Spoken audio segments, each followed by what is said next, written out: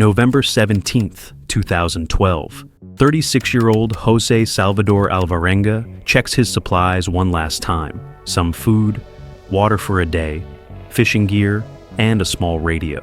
His 25-foot fiberglass boat has no cabin, just an open deck and an outboard motor. Local fishermen warn him about an approaching storm, but José shrugs it off.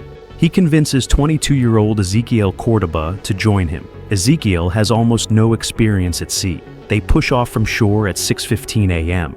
The sky is clear. Today will be a routine day of shark and tuna fishing. At least, that's what they thought. They have no idea that in just a few hours, they'll be fighting for their lives against 15-foot waves and 50-mile-per-hour winds. And José has no idea he's about to face the toughest sea survival challenge in recorded history. But they only have food and water for one day. How will they survive? And how will they handle the dangers of the ocean with no help in sight? It's midday, and José and Ezequiel have a spectacular catch, nearly a 1,000-pound shark. It should be time to celebrate, but a few hours later, something happens. It's 3:15 p.m., and the sky darkens without warning. What was forecast as a small storm has morphed into something monstrous. Wind speed doubles in minutes, and waves the size of buildings slowly start to form. José yanks the starter cord on his outboard motor. The engine sputters to life. They steer toward shore, but the storm has other plans for them. 4:30 p.m. Waves now tower over their tiny boat. Some reach 15 feet high. Rain hammers down, making visibility impossible. Water crashes over the sides of the boat, and the engine floods. José pulls the starter cord for the motor again and again. His arm burns with exhaustion, but nothing happens. The motor is dead. It's two men in a tiny boat against the worst storm they have ever seen. By dawn the next day, land has disappeared in every direction. The storm has pushed them straight into the North Equatorial Current, a massive river within the ocean that flows west across the entire Pacific. Back on shore, concern grows.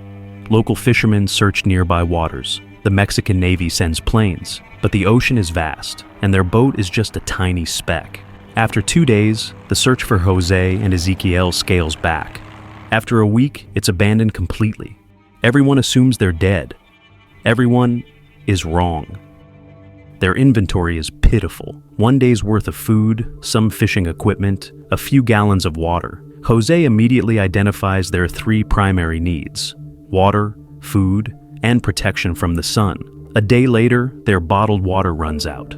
José fashions a rain collection system using a tarp from the boat. When storms pass, they drink. When they don't, they suffer. Day 7. José shows Ezequiel how to eat fish raw. Not just the meat, but the eyes, too. Ezequiel gags. He can barely keep it down. Day 14. José spots a sea turtle surfacing for air. He lunges, grabbing it and hauling it aboard. José breaks open the turtle's shell and drinks its blood directly. Ezequiel turns away, disgusted. "This is how we survive," José says. When seabirds land on their boat to rest, José lies motionless, pretending to be asleep. Then, in one fast move, he snatches them. These aren't survival tricks from some manual. This is José's primal instinct taking over. Despite José's ingenuity, Ezequiel's condition deteriorates rapidly. He can't stomach the raw diet and becomes extremely weak. And after 4 months of being stranded in the ocean, Ezequiel dies. José refuses to accept it. He keeps the body in the boat, talking to his friend as if he's still alive. But after 6 days, he pushes Ezequiel's body overboard. Now, José is truly alone, thousands of miles from shore, no one to talk to, no one around, no reason to believe rescue will ever come.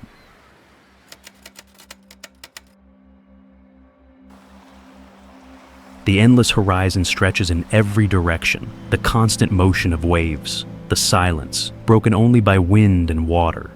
José has routines that give structure to his endless days. He talks to himself and to God. He sings songs from his childhood. He holds imaginary conversations with Ezequiel and with family members. But his strongest way of coping is by forming a deep connection with the natural world around him. He studies marine life with intense focus, the behavior of fish, birds, and turtles. He tracks the sun and stars. He notes how the water changes color and temperature as he drifts through different parts of the ocean. On day 252, a group of dolphins surrounds his boat, leaping and playing nearby. José interprets this as a divine sign that he isn't meant to die at sea, a subtle moment that gives him new strength. Meanwhile, José's body undergoes remarkable adaptations. His stomach adjusts to the diet of raw marine life. His skin, initially blistered by the sun, toughens and darkens. His body develops an extraordinary tolerance for the constant motion. But these adaptations come at a cost. José suffers muscle atrophy, bleeding gums, saltwater sores, diarrhea, hallucinations, and extreme weight loss.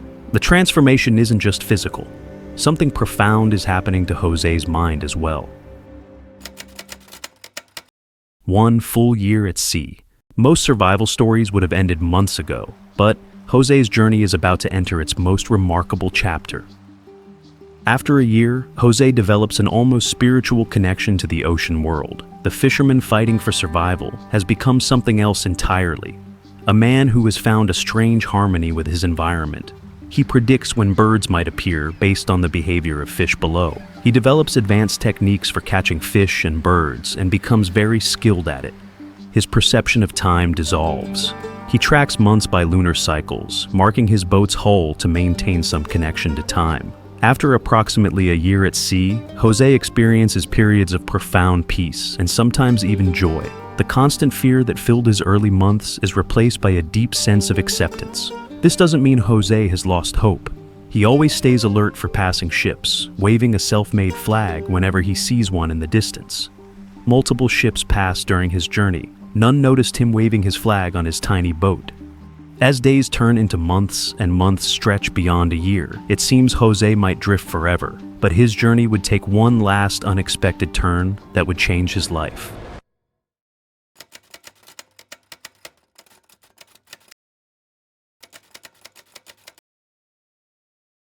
José's boat approaches a small atoll in the Marshall Islands, 6,700 miles from where his journey began.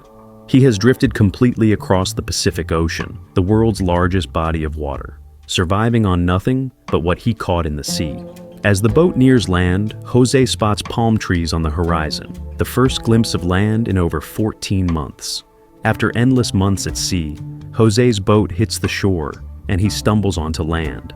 He falls to his knees and kisses the sand. The sand feels warm and soft. His legs, unaccustomed to solid ground after so long at sea, can barely support his weight.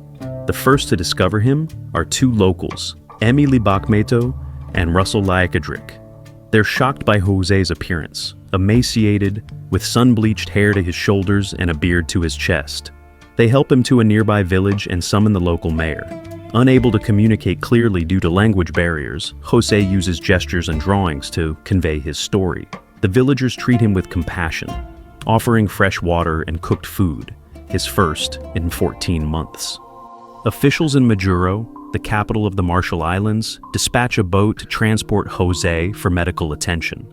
Medical professionals are astonished by his condition.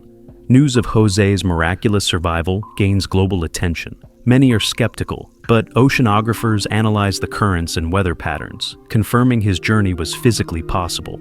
José Salvador Alvarenga had achieved the impossible. After medical treatment, José returns to El Salvador for a reunion with the family who had long believed him dead. But his homecoming is complicated. While overjoyed to be alive, José carries the psychological scars of his journey, including PTSD and survivor's guilt over Ezekiel's death. He struggles with insomnia and sometimes wakes up in a panic, believing he's still adrift. In 2015, José collaborates with journalist Jonathan Franklin to publish 438 Days, an extraordinary true story of survival at sea. The book becomes an international bestseller. Multiple medical experts study José's case. His survival challenges established beliefs about the limits of human endurance. But perhaps most powerful is what José's story shows about our natural desire to survive. When stripped of all comforts and distractions, technology, convenience, community, he discovered an inner strength he never knew existed. Today, José lives quietly in El Salvador. The man who survived 438 days lost at sea is now fulfilled with a simple life on land, appreciating the little things most of us take for granted.